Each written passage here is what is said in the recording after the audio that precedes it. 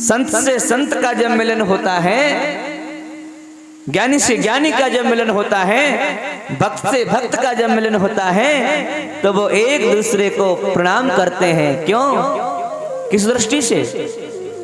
सिया राम मैं सब जग जानी, सिया राम मैं सब जग जानी, करहु प्रणाम जोर जुग पानी, करहु प्रणाम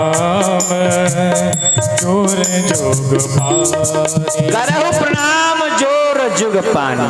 क्यों प्रणाम करते हैं? बोले इनमें भी श्री सीताराम सरकार हैं और मुझ में भी श्री सीताराम सरकार है। सिया राम मैं सब जग जानी और करहु प्रणाम जोर जुग पानी। प्रणाम शरीर का नहीं है, प्रणाम होता है आपके अंदर बैठे हुए उस परम ब्रह्म का। अब वो परम ब्रह्म सब में परिणित है, सत्ता मात्र में वो परम ब्रह्म है। इसलिए कभी भी किसी भी व्यक्ति की आलोचना अवहेलना नहीं करनी चाहिए। क्यों? अगर हम उस व्यक्ति की आलोचना अवहेलना करेंगे तो ये से समझना कि हम उस ब्रह्म का ही आलोचना कर रहे हैं। संत जब मिलते हैं तो एक दूसरे को दंडवत करते हैं। महाराज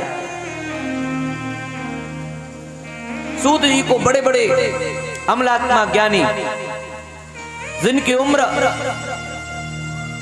हजारों वर्षों की है, जिनके जीवन में कई चतुर्युगियां बीत गईं, ऐसे महात्मा सूत जी को प्रणाम कर रहे हैं। सूत जी कितने उम्र के हैं? केवल 16 वर्ष के हैं। अरे महाराज, अरे राम राम राम, आप ये सब क्या कर रहे हो? मुझे प्रणाम क्यों कर रहे हो? अरे आप तो इतनी बड़ी बड़ी उम्र वाले हो, अब मुझे प्रणाम कर रहे हो क्यों? तब सौनक जी ने कहा, धन वृद्धा बल वृद्धा आयु वृद्धा तथैव च ते सर्वेपि ज्ञान वृद्धस्य किंकिरः शिष्य किंकिरः। बड़े समझने की बात है मेरे प्यारे। संसार में बड़े बड़े लोग बड़े हैं, सबसे पहले धन में बड़े हैं। कहा जाता है महाराज हमारे गांव का बड़ा बड़ा आदमी है, इससे ज्यादा धनवान कोई नहीं। यानी कि वो पैसे में बड़ा है, धन में बड़ा है।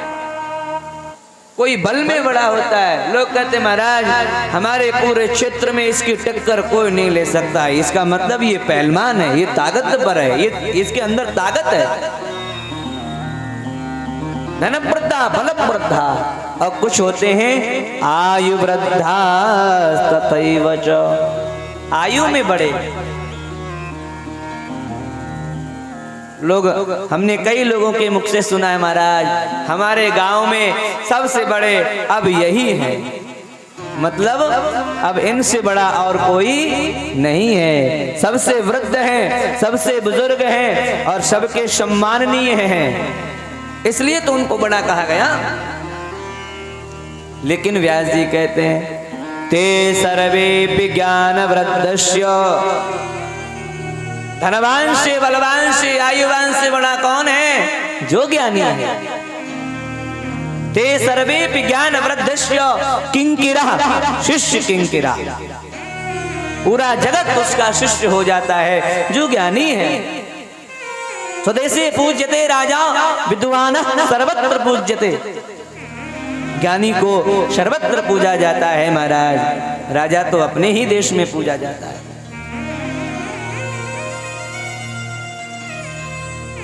सौनक जी ने कहा अरे सूत जी हम आपको प्रणाम नहीं कर रहे हैं, हम आपके हृदय में बैठे हुए उस ज्ञान को प्रणाम कर रहे हैं जो एक क्षण में अज्ञानियों के हृदय में बैठा हुआ जो अंधकार है उसको भस्म करने की क्षमता रखता है।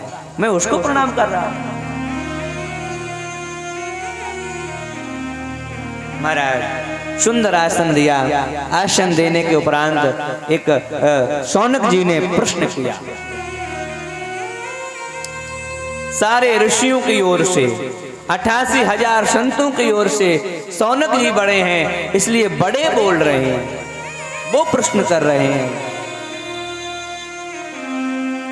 क्या प्रश्न किया? कृष्ण प्राप्ति करम सस्वत साधनम तत्पदाधुनः।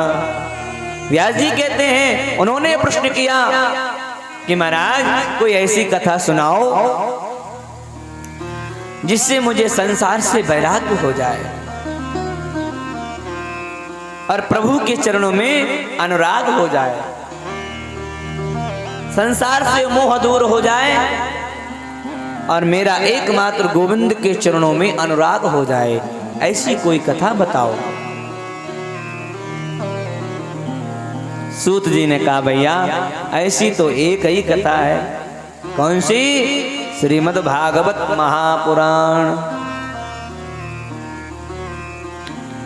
श्रीमद् भागवत महापुराण सर्वश्रेष्ठ है, समस्त पुराणों में श्रेष्ठ है।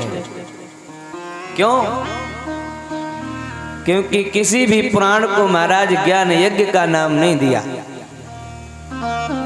आप 18 पुराण है, 18 पुराणों में से देखो एक यही पुराण केवल ज्ञान यज्ञ के नाम से जाना जाता है।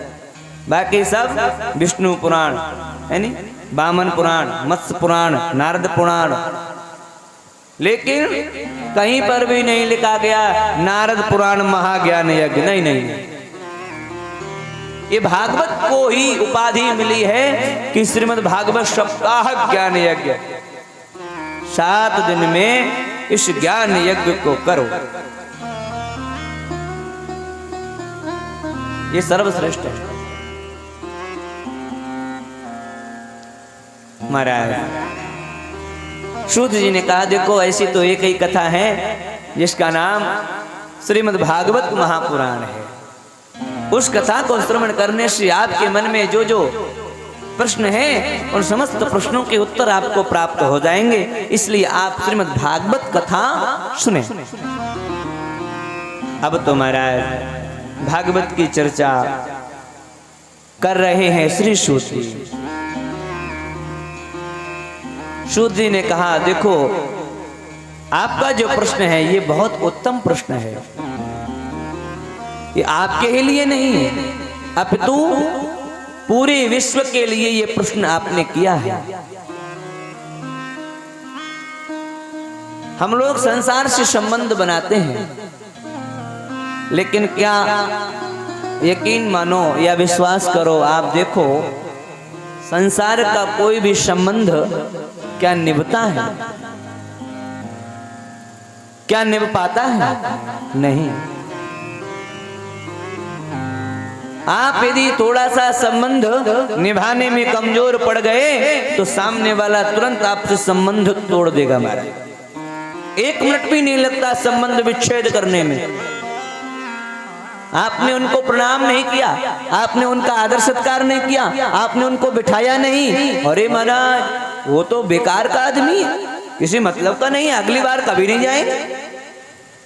जरा भी आपकी कहीं भी त्रुटि हुई तो तुरंत आदमी उससे संबंध विच्छेद करता है।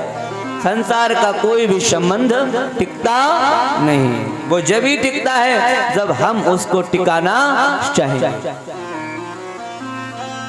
परंतु परमात्मा का संबंध एक ऐसा संबंध है जो हर स्थिति हर परिस्थिति में टिकता है। चाहे आप स्वागत करो तो भी ठीक, न करो तो भी ठीक, जय करो तो भी ठीक, क्योंकि वो संबंध सच्चा संबंध आपका परमात्मा से है और परमात्मा का आपसे है। उसमें कोई स्वार्थ नहीं है। संसार का नियम है स्वार्थ लाग करें सब प्रीति, सुर नर मुनि सबकी यह रीति। लेकिन परमात्मा का जो संबंध है वो मेरे प्यारे निस्वार्थ है। सारे संबंध जब विच्छेद हो जाते हैं तो एकमात्र परमात्मा का ही संबंध काम आता है। इसलिए यहाँ श्री सूत महाराज कह रहे हैं कि हे सौनकादि ऋषिगणों, बड़े ध्यान से सुनो।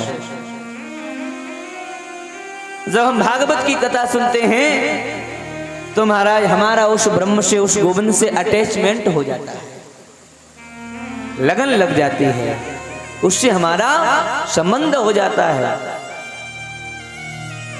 आपने उत्तम प्रश्न किया। 7 दिन में श्रीमद् भागवत सप्ताह के ज्ञान एक का रसास्वादन करने के लिए 7 दिन में हमारा जन्म होता है, 7 दिन में ही हम मरते हैं। 8वां दिन न मरने को बना, न जन्मने को बना, न किसी भी काम करने के लिए 8वां दिन बना, 7 ही दिन बने महाराज।